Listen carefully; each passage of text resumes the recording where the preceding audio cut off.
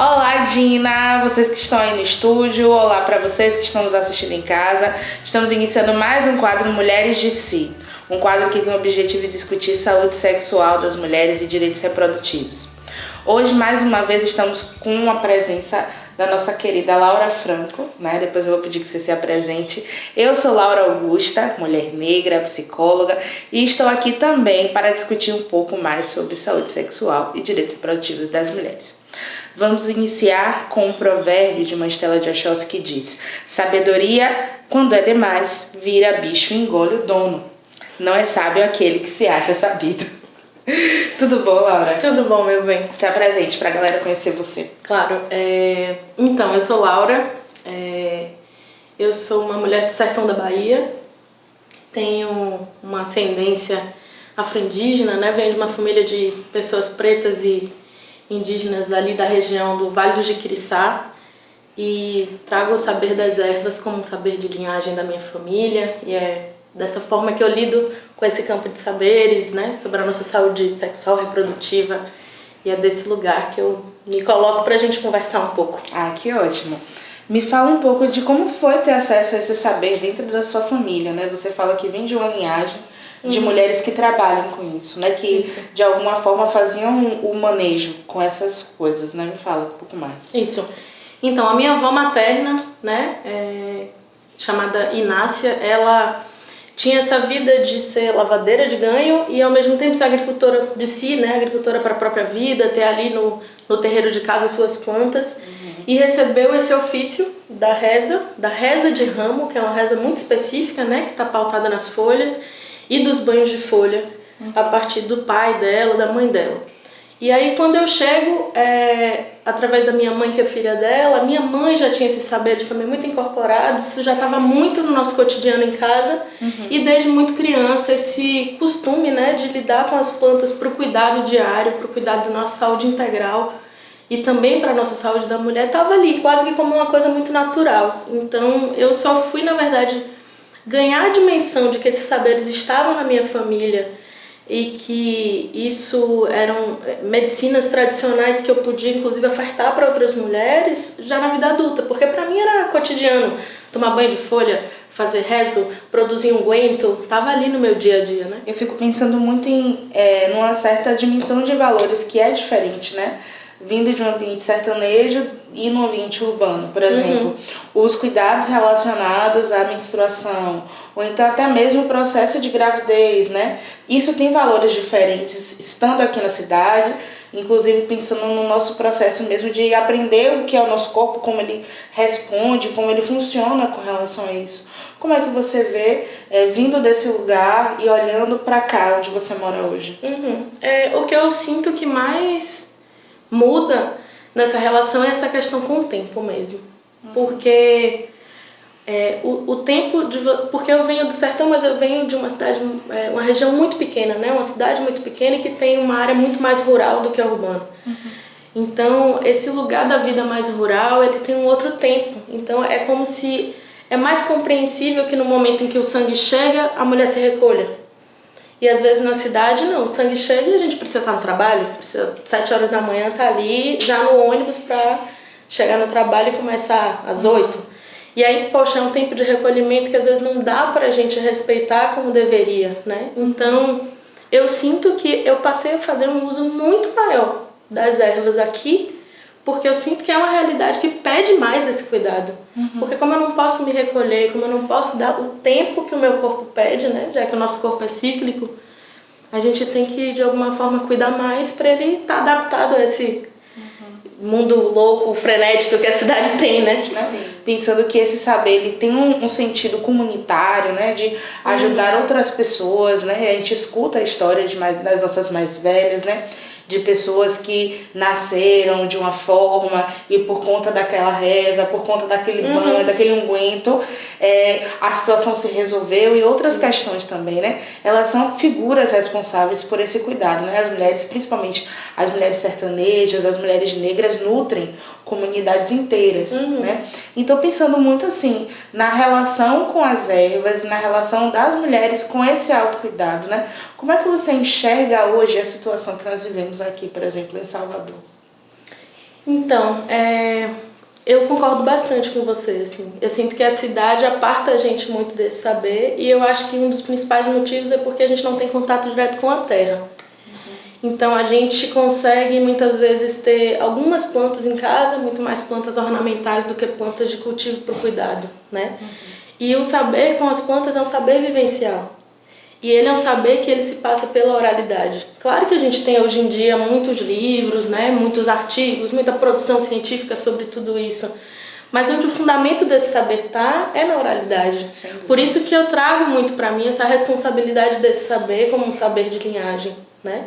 Então, o que eu acho que a gente está fazendo é que as mulheres que têm esse chamado ou que já trazem essa consciência de um caminho ancestral, a gente está se organizando em redes na cidade para nutrir outras mulheres que às vezes não têm acesso a esse saber dentro das próprias famílias ou que não têm como fazer o próprio cultivo, né? E eu sinto que é um processo que está mudando bastante, assim. Claro que é uma micropolítica, né? É uma coisa pequena ainda. Mas a gente entende também que o movimento pequeno reverbera, é que nem uma pedrinha que cai na água e, né? Aquilo se alastra pela água inteira. Então eu sinto que é esse trabalho de formiga, né? Sou eu com as minhas amigas, com as mulheres que eu encontro, é a gente aqui com esse programa, é Candai com a Casa da Lua, de repente são as mulheres na Chapada, né? Com o projeto do Mulherada Se Levante. Em cada canto tem alguma mulher plantando esse saber e fazendo ele retornar pra gente. A gente está retomando eles, né? Eu sinto que é como se fosse algo que nunca morresse. Né? Que apesar de não ter talvez a mesma possibilidade de crescimento, né? De comunicação com outras pessoas, ele acaba tomando outros valores, outros sentidos, mas permanece, né? Na vida das mulheres, passando de geração em geração, contato com uma, contato com outra, né? E hoje, pensando muito na vida das mulheres urbanas aqui, né? Eu gostaria muito de saber, por exemplo, como isso pode estar à disposição, né? Esse conhecimento, esses saberes, inclusive, assim, o que você acaba trazendo enquanto empreendimento. Como é que isso pode estar à disposição dessas mulheres, sejam jovens, maduras, inclusive aquelas que não têm útero, né? As mulheres trans. Claro, com certeza.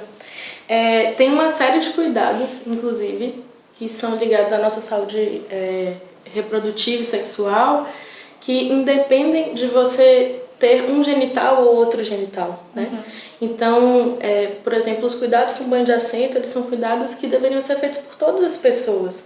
O que acontece é que nós, mulheres, temos uma cultura de cuidado com a nossa saúde reprodutiva e sexual que às vezes não está amplamente difundido, né? Todas as pessoas, em suas mais diversas condições de gênero e sexualidade, deveriam nutrir esses cuidados, deveriam construir esses cuidados. Porque a gente cuidar da nossa saúde reprodutiva e sexual é a gente também ter esse cuidado com a nossa parceira, com o nosso parceiro, com a nossa comunidade, né? E no caso da Terra das Mulheres, a gente tem, por exemplo, os banhos de assento como aquilo que a gente tem como o maior amor, porque é esse saber que de alguma forma a gente percebia que as pessoas tinham pouco contato.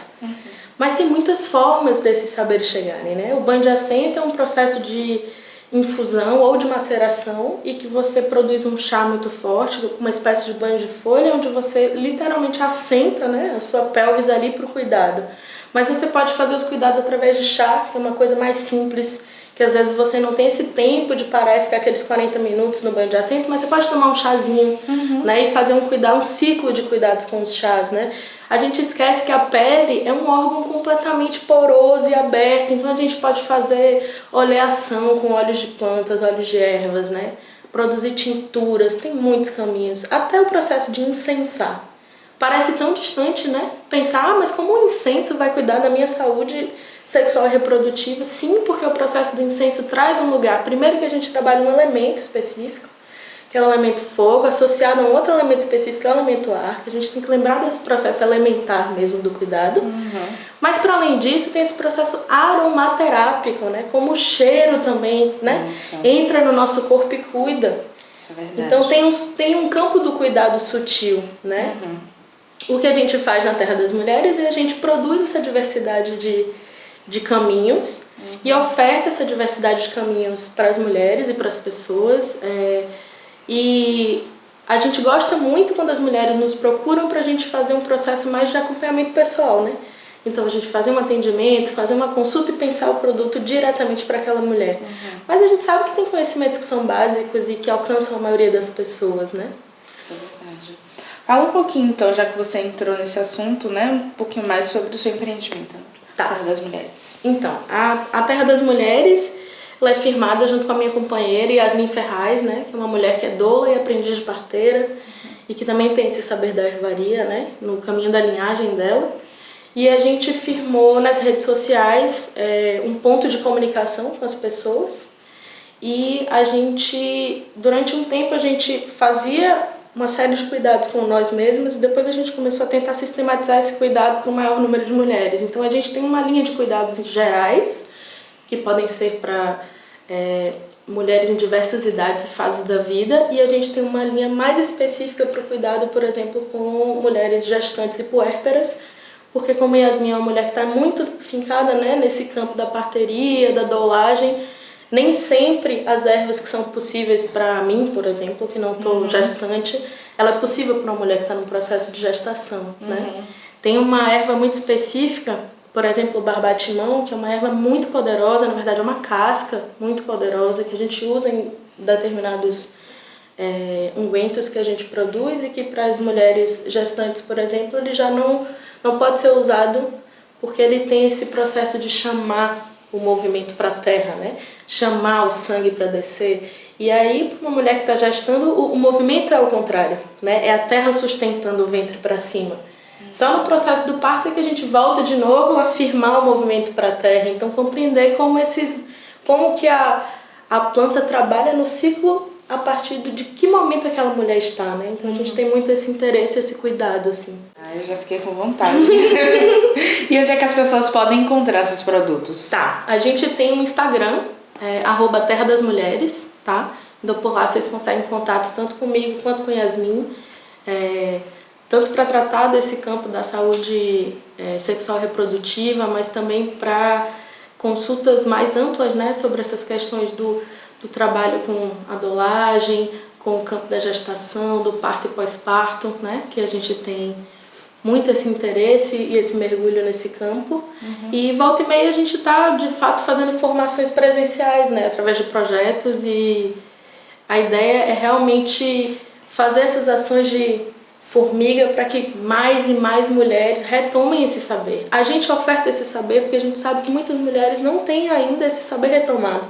Mas o nosso desejo, profundamente, é que as mulheres comecem a, de repente, comprar um produto, comprar outro produto, e daqui a pouco um dia elas falem assim, olha, eu fui ali, colhi umas plantas, eu plantei a minha erva, eu produzi meu banho de assento, e cria essa autonomia, né? É muito importante que esse saber seja um saber autônomo. A gente não pode entregar a nossa saúde a terceiros, né? A gente tem que construir autonomia sobre o nosso cuidado. Tá bom, Laura, muito obrigada por esse encontro, por essa conversa, por abrir sua casa pra gente, né? Não só pra mim, mas pra todo mundo que tá em casa assistindo esse programa, que foi um programa que a gente conversou bastante sobre o uso das ervas, sobre a história de Laura, uma linhagem de saberes a respeito das rezas de Rezas de ramo e outros saberes que nós podemos construir, não apenas de forma individual, tendo essas ervas dentro das nossas casas, mas principalmente de uma maneira coletiva, até porque nós estamos inseridos, né, numa comunidade, e cuidando da gente, a gente cuida das pessoas também, de alguma forma, né? Muito obrigada mesmo. Um prazer conhecer você, o seu trabalho. Sim. Tá, obrigada certo? A vocês, obrigada pelo convite. Eu acho que o caminho é mesmo esse, a gente fortalecer essas redes, trocar saberes entre nós, relembrar umas às outras, né? Tem uma imagem que eu tenho dito para mim mesma e que, como ela tem ecoado muito forte em mim, eu tenho falado para outras mulheres, que às vezes a gente procura muito o nosso caminho à frente da gente, mas tem um monte de gente que veio antes de nós. Então vamos olhar para trás e perguntar a esse povo por que eles trouxeram a gente até aqui. Porque se essas mulheres me trouxeram até aqui, elas tinham um propósito para o meu caminho e eu preciso honrar esse caminho. Eu gostaria de agradecer a você que está nos assistindo, você mãe de família, você que está voltando da escola, você que ligou o canal agora e está passando esse programa maravilhoso, que a gente acabou de conhecer várias coisas interessantes para nossas vidas, né? Agradecer muito pela audiência, agradecer ao apoio do Fundo Elas, Iruquerê Filmes, TV Quirimurê. E se você tem alguma dúvida, manda um e-mail pra gente, manda uma mensagem pra gente, segue a gente nas redes sociais, certo? Próxima semana temos mais. Um beijo pra vocês. Gina, é com você.